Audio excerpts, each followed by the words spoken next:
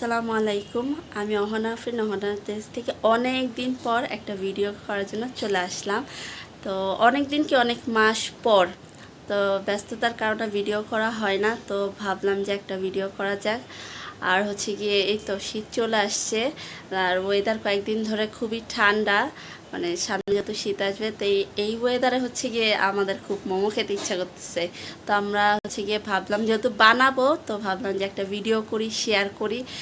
মোটামুটি সবাই এটা বানাতে পারে, কিন্তু মানে আমি যেভাবে বানাই আর কি সেভাবে দেখাবো আর কি। তো ভাবলাম যে আচ্ছা এটাও একটু শেয়ার করা যাক। ইজি, এটা খেতেও খুব মজা, তো ভাবলাম যে শেয়ার করি। তো চলেন, তো এখন হচ্ছে গিয়ে ফার্স্ট আমরা যেটা করবো, ফার্স্ট হচ্ছে এই মাংসটাকে আমরা কিমা করে নিব। তো চলেন কিমাটা করে নিই। এখানে পুরাটা দিব না, হাফ হাফ করে দিব। এখানে প্রায় আমি হচ্ছে 1.5 কেজির মতো মাংস, চিকেন নিয়েছি আর কি, শুধু মাংসগুলো নিয়েছি। হাফ হাফ করে নিব, হাফ হাফ করে নিয়ে হচ্ছে কি আমি এটাকে ব্লেন্ডার করবো।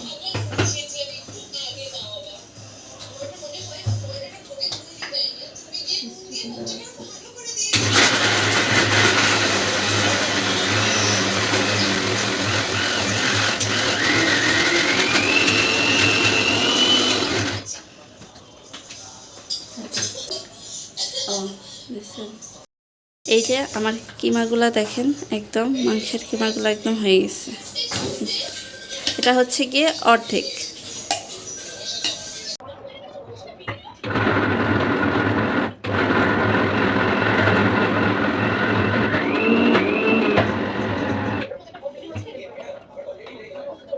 নাড়া দিতে হবে যেন থেকে সবগুলা থেকে মাঝে মাঝে না হয় একটু বাড়ে একটু নাড়া দিয়ে দিতে হবে, তাহলে এগুলো মিলিয়ে হয়ে যাবে।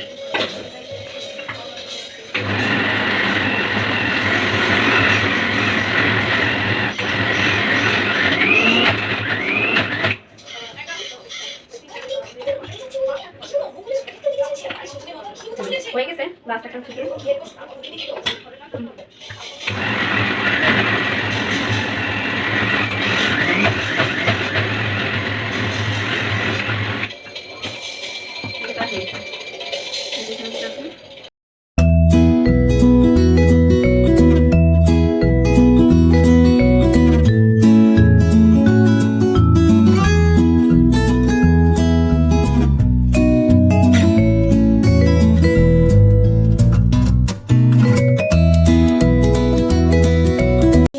সবকিছু করা শেষ, একটু জাস্ট আমরা এখন পর মিক্স করবো। আমি পুরাটা দেখালাম না কারণ ভিডিওটা লং হয়ে যাবে। কি কি করেছি, চিকেনটা হচ্ছে গিয়ে কিমা করেছি, গাজর দিয়েছি, আর হচ্ছে গিয়ে এটা হচ্ছে ব্লেন্ড করে নিয়েছি। অনেকে চাইলে কুচি কুচি করে দিতে পারেন, আর হচ্ছে আমরা পরিমাণে কম দিয়েছি কারণ আমাদের বাচ্চারা খাবে।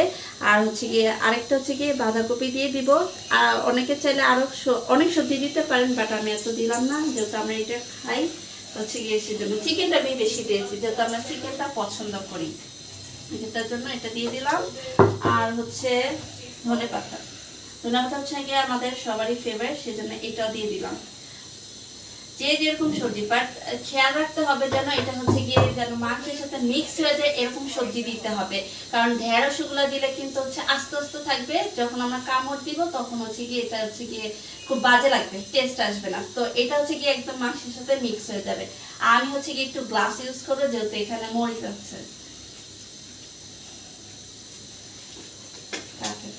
তো এখন আমি মিক্স করব। আমি লাস্ট টাইম বলে দিচ্ছি কি কি আমি দিয়েছি। চিকেনের কিমা, গাজর, আর আমি হচ্ছে কাঁচামরিচটা কিন্তু ব্লেন্ড করে দিয়েছি। আমি কিন্তু বলেছি চাইলে অনেকে কুচি কুচি করে দিতে পারবেন, ধনেপাতা, বাঁধাকপি, ঠিক আছে। আর কিছু জিনিস অ্যাড করব, সেটা হচ্ছে গিয়ে লবণ। কিছু আইটেম দেওয়া বাকি আছে। লবণের পরিমাণটা কম দেব যেহেতু আমি সয়া সস দিব। হচ্ছে গিয়ে আরেকটা দিব, আরেকটা, ঠিক আছে। পিছনে ক্যামেরার পিছনে আমার আপু আছে। আচ্ছা, এটা দিলাম হচ্ছে সয়া সস 2 টেবিল। আচ্ছা, এটার পরিমাণ 2 মুঠো দিয়েছি। আর হচ্ছে একটু টেস্টিং সল্ট দিয়ে দিব টেস্টের জন্য। তা কতটুকু দিব? হাফ চামচ পরিমাণ। হ্যাঁ ঠিক আছে। আর লবণ দেওয়া লাগবে না, লবণ আর লবণ আছে। আচ্ছা, এখন হচ্ছে গিয়ে মিক্স করার পালা।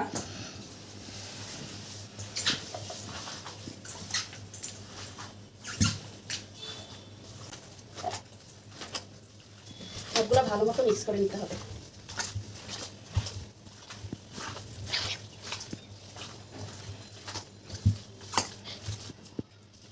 আমাদের হচ্ছে গিয়ে ময়দার যে ডোটা, ওটা আমি হচ্ছে গিয়ে করে ফেলছি প্রায়।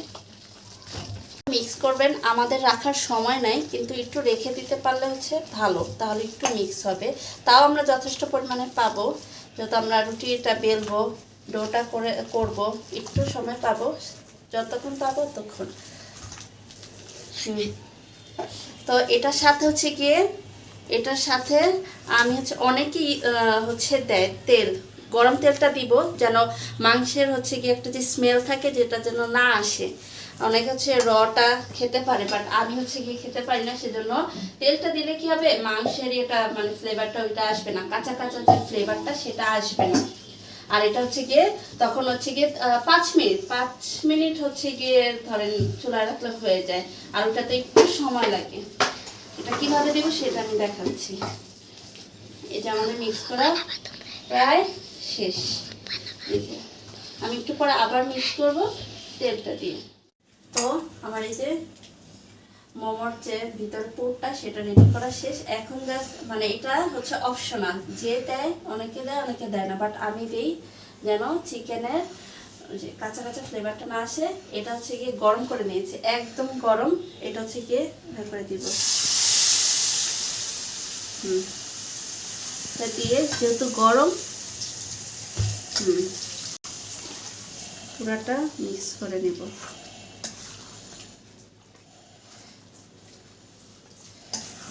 পরিমাণ মতো, এটা হচ্ছে গিয়ে বুঝে নিতে হবে।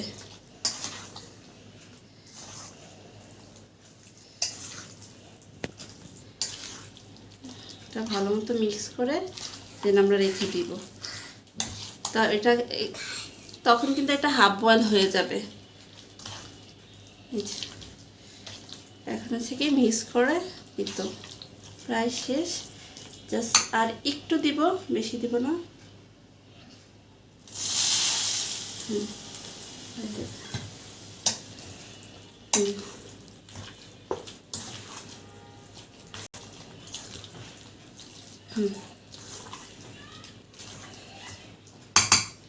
এখন হচ্ছে গিয়ে আমরা এভাবে করে রেখে দিব।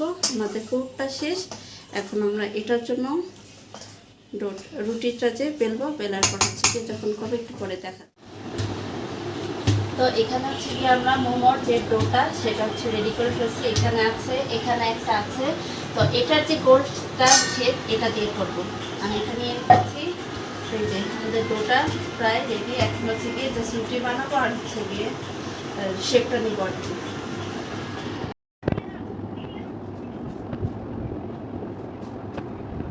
ক্লিন করে নিয়েছি, কারণ হচ্ছে গিয়ে রুটি বানানো বেলুনটা হবে না, তো এটাতে বড় করে করবো, করে হচ্ছে গিয়ে যে এটা দিয়ে কেটে ফেলবো তাড়াতাড়ি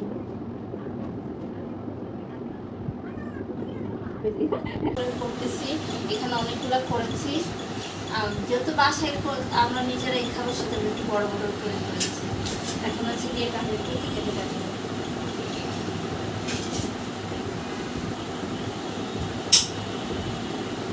এটা দিয়ে খুব সুন্দর করে সে পাশে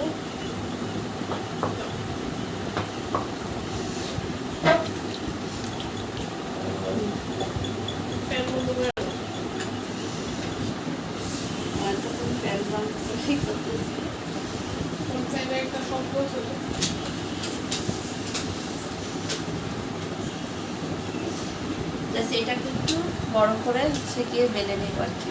এটা হচ্ছে আমার বড় আপু বানিয়েছে। এটা আমি এত বড় রুটি বানাতে পারি না, ছোটগুলো পারি।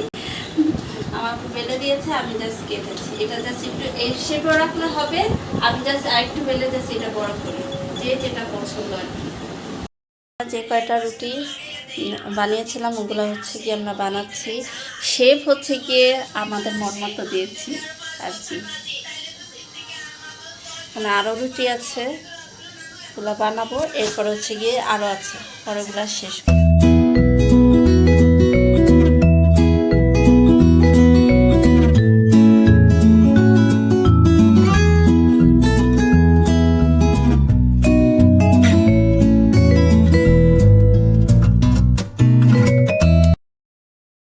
কিছু আমরা স্টিম করতে দিয়ে দিয়েছি, আর এর হচ্ছে কি পরেরগুলো এগুলো আমরা ফ্রোজেন করব, যেন পরবর্তীতে যখন আমাদের খেতে ইচ্ছা করে তখন আমরা জাস্ট স্টিম করে খেতে পারবো।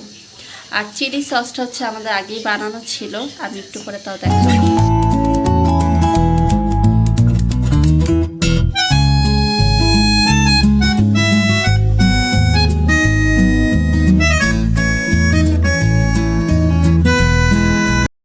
আমি এটা একটু খেয়ে দেখাচ্ছি। আর এখানে যে চিলি সসটা আমি অল্প নিয়েছি, এটা আমার বানানো, এটা বানানো খুবই ইজি।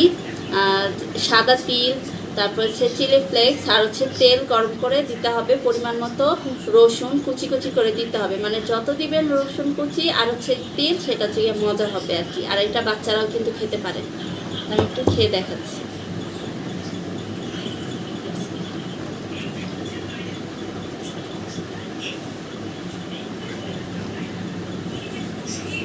ফাইনালি আমাদের মোমো সবগুলা বানানোর ডান। হ্যাঁ, তো মানে মনে হচ্ছে যে অল্প কয়েকটা, কিন্তু আমরা 150টার মতো বানিয়েছিলাম। এই যে এখান থেকে, এই যে এখানে কতগুলো আছে ফ্রিজে ফ্রোজেন করে রেখেছি 2 বক্স। তো এইগুলো ছিল, তো শীত আসতেছে, একটু একটু করে যখন খেতে মন চাবে তখন খাবো। আশা করি আজকের ভিডিওটা খুব ভালো লেগেছে। ভালো লাগলে অবশ্যই লাইক, কমেন্ট, শেয়ার করবেন। আল্লাহ হাফেজ।